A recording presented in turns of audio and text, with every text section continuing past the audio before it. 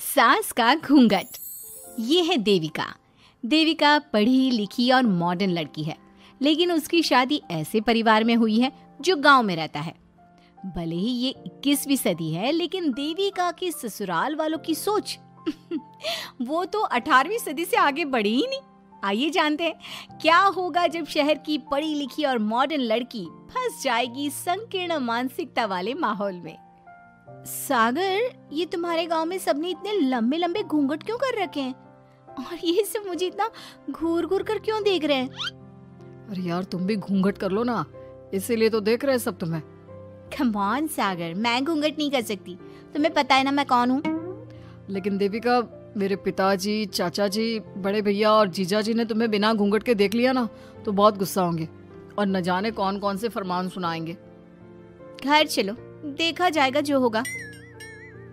सागर देविका से कई बार कहता है कि वो घूंघट कर ले, लेकिन देविका सागर की नहीं सुनती और अपने ससुराल के दरवाजे पर पहुंच जाती है। जब देविका वहां पहुंचती है तो देखती है कि उसकी सास बिमला, चाची सास कम्मो और जेठानी सुजाता ने लंबा सा घूंघट कर रखा था, पर उनकी ननद वीना ने घूंघट नहीं किया हुआ था। लेकिन हाँ, उसने सर पर सलीकी के साथ दुपट्टा जरूर ओढ़ा हुआ था। सागर अपनी पत्नी को सबसे मिलवा रहा होता है, तभी सागर के पिता जोगिंदर बोलते हैं, सागर, तूने बहू को इस घर के तौर तरीके नहीं समझा। हमारे घर की औरतें बिना घूंघट के किसी पर आए मर्द के सामने नहीं आती और तू इसे ऐसे ही ले आया। पिताजी, मैं समझा दूंगा। वो नई नई शहर से आई है ना, इसलिए उसे पता नहीं है। सागर की बात सुनकर उसके चाचा जी महेंद्र बोलते हैं, ये बात तो तुझे गांव में कदम रखते ही अपनी बीवी को समझानी चाहिए थी। हमारा गांव में बहुत नाम है। तेरी बीवी ऐसे गांव भर में घूमेगी तो क्या इज्जत रह जाएगी हमारी। ये बोलकर जोगिंदर और महेंद्र वहां से चले जाते हैं। शाम को घर की सारी औरतें खाने की तैयारी करती है। खाना तैयार हो जाता है, लेकिन घर की कोई भी औरत खाना नहीं खाती। बहुत रात हो जाती है, तब देविका कहती है, सासू माँ, खाना बने हुए तो देर हो गई, रात भी बहुत हो गई है, हम लोग खाना क्यों नहीं खा रहे हैं? अरे बहू, ये क्या बोल रही हो? हमारे यहाँ घर की औरतें तब तक खाना नहीं खाती जब तक घर के मर्द खाना ना खा ले। लेकिन इतनी देर हो गई, आप सबको भूख नहीं लग रही क्या? तभी देविका की जेठानी सुजाता कहती है, लग तो रही है, लेकिन यहाँ की यही रीत है, ये निभानी तो पड़ेगी ना। भाभी जी, ये रीत नहीं है, औरतों को प्रताड़ित करने का एक तरीका है। अगर इस घर के आदमी पूरी रात नहीं आए तो पूरी रात खाना नहीं खाओगी क्या? देविका ये बोलकर सीधा सागर के पास जाती है। सागर उसे समझाता है, देविका, यहाँ ऐसा ही होता है, तुम थोड़ा सब्र कर लो, पिताजी और चाचा जी आते ही होंगे, फिर हम सब खाना खाएंगे। सागर देविका को समझा ही रहा था, तभी देविका की ननद वीना आकर कहती है, सागर, खाना खाने आ जाओ, पिताजी और चाचा जी आ गए हैं। चलो देविका, तुम्हारा इंतजार खत्म हुआ। सागर खाने के लिए बैठ जाता है। जब सब खाना खाने बैठते हैं तो देविका भी बैठ जाती है। सागर धीरे से उसे कहता है, अरे देविका, ये क्या कर रही हो? तुम इस तरह हमारे साथ खाना नहीं खा सकती। मगर क्यों सागर? मुझे भूख लगी है, सब लोग खा रहे हैं तो मैं क्यों नहीं खा सकती? ये हमारे घर का नियम है, पहले घर के आदमी खाते हैं और बाद में औरतें। लेकिन सागर, हमारे घर में तो ऐसा कोई नियम नहीं है। देविका और सागर में बहस छिड़ जाती है। तब सागर का बड़ा भाई कहता है, सागर, तेरी बीवी को एक बार में समझ में नहीं आता क्या कि इस घर की औरतें मर्दों के खाना खाने के बाद ही खाना खा सकती है? भैया, मैं देविका को यही समझा रहा था। मुझे तो लग रहा है कि इसके दिमाग में कोई बात ही नहीं बैठती एक बार में। भैया, मेरे दिमाग में बात तब बैठेगी ना जब आपकी बात कोई ढंग की होगी। अरे आखिर क्यों घर की औरतों को आप लोगों की बात खाना मिलेगा? हाँ, अब से पहले घर की किसी औरत ने घर की किसी मर्द से इस लहजे में बात नहीं की थी, इसलिए वो सब देविका की बात सुनकर हैरान रह गए। तभी सागर की जीजा और वीना के पति कल्याण जी कहते हैं, ये क्या है सागर? इस घर की दीवारों को औरतों की इतनी ऊंची आवाज सुनने की आदत नहीं है। अपनी बीवी को बोल जरा होश से काम ले और चुपचाप चली जाए। क्यों चली जाऊं मैं चुपचाप? इस घर की औरतें आपकी हर बात बर्दाश्त कर लेंगी, लेकिन मैं शहर की पढ़ी लिखी लड़की हूँ। आपके कोई भी फालतू के रीति रिवाज मैं नहीं बर्दाश्त करने वाली। इस तरह देविका ने सारे घर की औरतों के लिए मिसाल पैदा कर दी। जोगिंदर के घर में पहली बार किसी महिला ने विरोध का स्वर उठाया है। ये बात घर के किसी मर्द को बर्दाश्त नहीं हो रही है। तभी जोगिंदर कहता है, महेंद्र, मोहन, इस बेशर्म लड़की को कमरे में बंद कर दो और आज इसे कोई खाना नहीं देगा।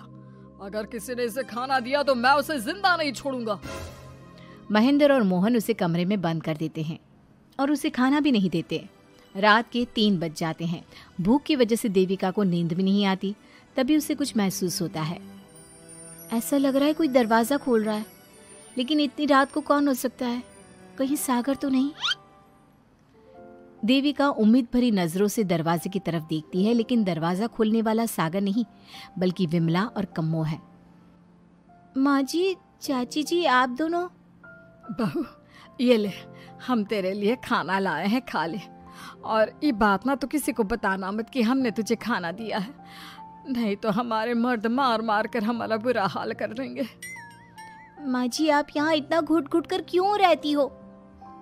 देविका, अब तू भी इस घर की बहू है, तू भी हमारी तरह रहना सीख ले। इस घर के कायदे कानून अपना ले। इस घर के मर्द तो कभी बदलने वाले हैं नहीं बहू, तो तू ही बदल ले अपने आप को। माँ जी, बदलाव अच्छे के लिए हो तो हमें बदलना चाहिए। बेकार और बेतुकी बातों का तो विरोध करना चाहिए। दोनों ने देविका को समझाने की कोशिश की, लेकिन देविका ने उल्टा उन्हें ही समझा दिया। इसी तरह एक दिन देविका किसी बात पर जोर जोर से हंस रही थी। तभी देविका की सास विमला ने उसे टोकते हुए कहा, अरे बहू, तू इतनी जोर जोर से क्यों हंस रही है? हमारे घर की औरत इतनी जोर जोर से नहीं हंसती। विमला अपनी बहू को समझा रही थी कि तभी महेंद्र बोलता है, अरे कम्मो, कौन है ये औरत जो बेशर्मों की तरह जोर जोर से हंस रही है? तभी कम्मो और देविका बाहर आ जाती हैं। जी वो मैं हंस रही थी चाचा जी। अब आप लोग हंसने पर भी पाबंदी लगाओगे क्या? तुम जैसी बदतमीज लड़कियों से मैं बात नहीं करना चाहता, लेकिन कान खोलकर सुन लो, इस घर की औरतें इतना जोर जोर से नहीं हंसती। और हाँ, तुम्हें पहले ही बता चुके हैं कि इस घर की दीवारों को औरतों की तेज आवाज सुनने की आदत नहीं है।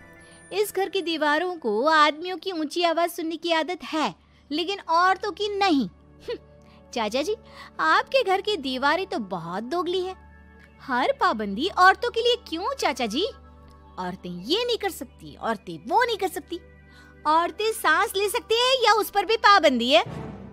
चुप हो जाना बहू, मत बोल और घूंघट कर ले। ये तेरे चाचा ससुर है, थोड़ा तो लिहाज कर। कम्मो के समझाने पर भी देविका चुप नहीं होती। वो महेंद्र से ऐसे ऐसे सवाल पूछती है जिनका जवाब उसके पास होता ही नहीं। महेंद्र गुस्से से सागर को आवाज देता है। महेंद्र की आवाज सुनकर घर के सभी आदमी बाहर आ जाते हैं।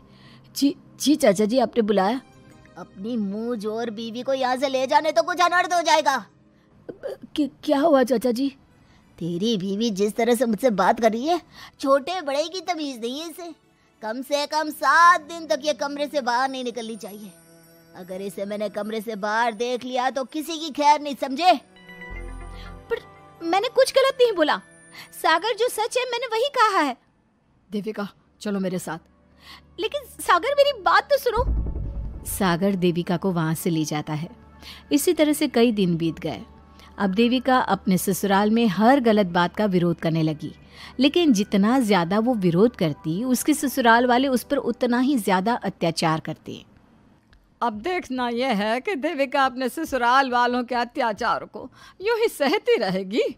क्या उसके ससुराल में घूंघट में औरतों का दम इसी तरह घुटता रहेगा? अगर आप इन सवालों के जवाब जानना चाहते हैं ना, तो हमें कमेंट करके ज़रूर बताइएगा। और हमारी स्टोरी को लाइक, शेयर और चैनल को सब्सक्राइब करना ना भूलें।